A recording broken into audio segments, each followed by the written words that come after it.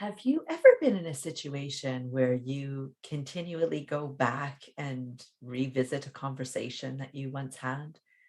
Or maybe relive an experience you once had? Maybe you actually think about a future experience and exactly what you're going to say during that. These are all signs, actually, that you have a karmic tie with a particular person or group of people, or even with an experience. And this is interesting because if you believe in karma, then you understand that karma actually means that until that is balanced, until you can release that karmic debt, you will carry that karma forward throughout your life and perhaps even throughout many lives until that debt is repaid. So let's have a closer look at this. If you're like most people, then when you're going back and reliving an experience or a conversation, it's usually not something that's wonderful, right? It's usually something that was hurtful. Or maybe you felt like you weren't able to articulate your feelings and expression at that particular time. And so it has that kind of overwhelming feeling to it. And so you're going back in your mind to think about what it is that you would have loved to have said, how you would have loved to express yourself in that particular moment. And it doesn't really matter. The only thing that really matters is that this isn't a positive thing that you're going back to, which means that there is some sort of karmic tie to that person or that situation. And there was an opportunity there for you to be able to learn a lesson. Now, if you keep going back and revisiting that, then that is a clear sign that you have not learned that lesson. You might even be at a stage where you didn't even realize there was a lesson, and that is pretty common. Now, sometimes these things are surrounding a large chunk of time, like, say, a relationship that you were in for a decade or longer, perhaps. Even if it was a relationship that you had for a year, and this could be a friendship as well as a romantic relationship, it could be a colleague of yours. It doesn't matter what type of relationship, but just more the point that it was an extended period of time. And so that makes it difficult when you start to think, okay, if there was a lesson there, how do I learn that when you have a whole group of memories that you go back to? So, how I like to tackle this is to pay attention to the thing that my mind keeps bringing me back to. And that might be several different instances, it may just be one. Regardless of what it is, whatever comes into your mind that day or in that moment, write it down. Write down how it is that you feel when you think about that particular time. If you remember what it felt like to go through that particular conversation or experience. And then from there, we can start to figure out what the lesson may have been in that particular moment.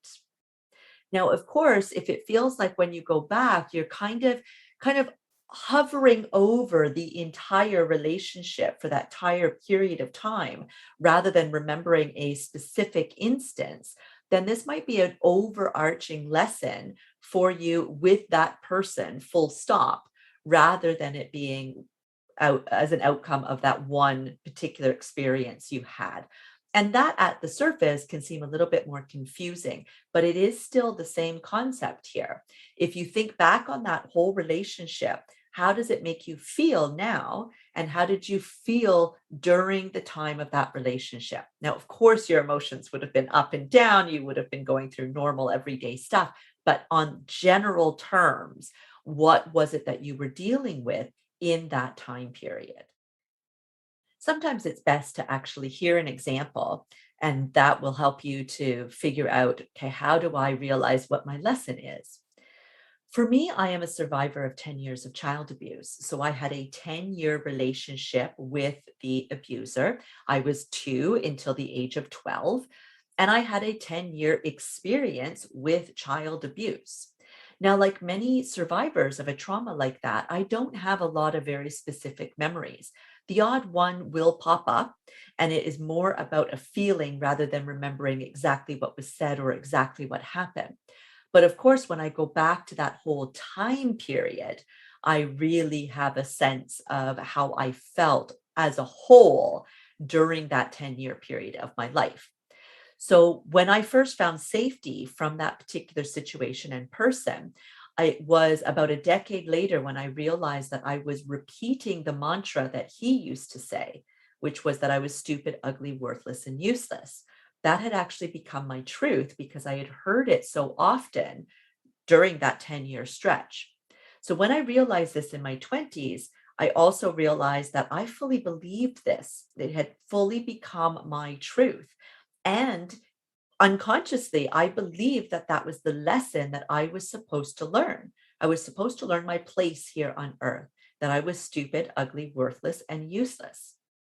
And when I really brought that awareness to the forefront, it almost made me giggle because I thought, who would ever come into a life with the expressed purpose of learning how little value they actually had?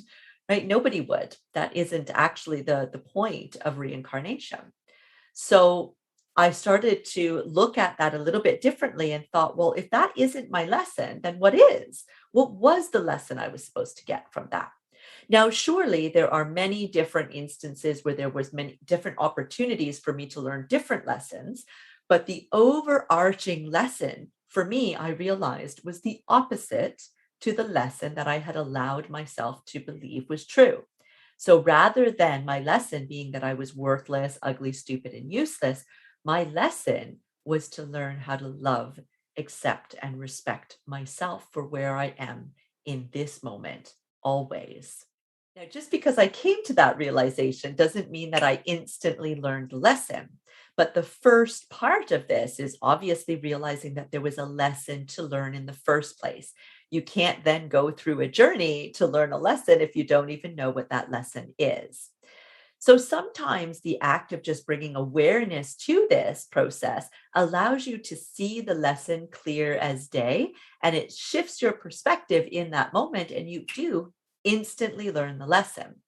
However, like myself, this was such a huge lesson to learn how to love, accept, and respect myself. It was so far removed from what I had allowed myself to learn instead that it was a journey. It was a process that started in that very moment that I eventually ended up reaching.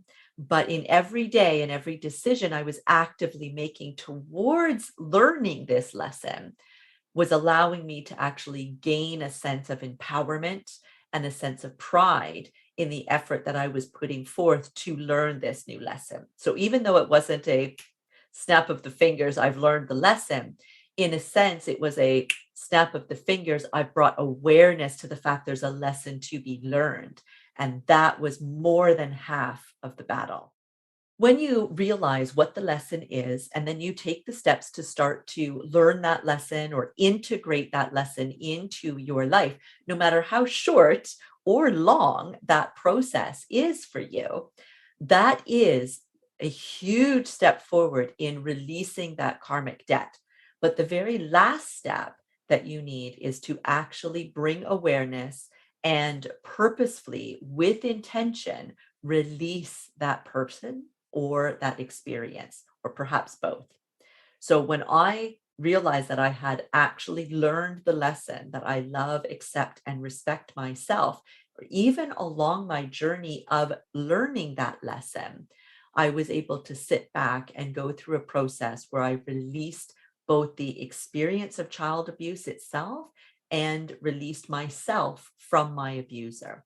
That's different from the karma that my abuser will then have to work through for doing the abuse, but I've released myself from that situation. This is just one of 12 different modules that we are going to be looking at in the Rise of You 2.0 6-month coaching program that you will have access to for a full year. So if you are finally ready to make a different decision for yourself, to love, accept, and respect yourself, then click the link that's in the description and I'll see you there. Registration opens on November 4th. It closes November 8th, and we start the program on November 9th, 2021. This program will not open again for another year. Bless.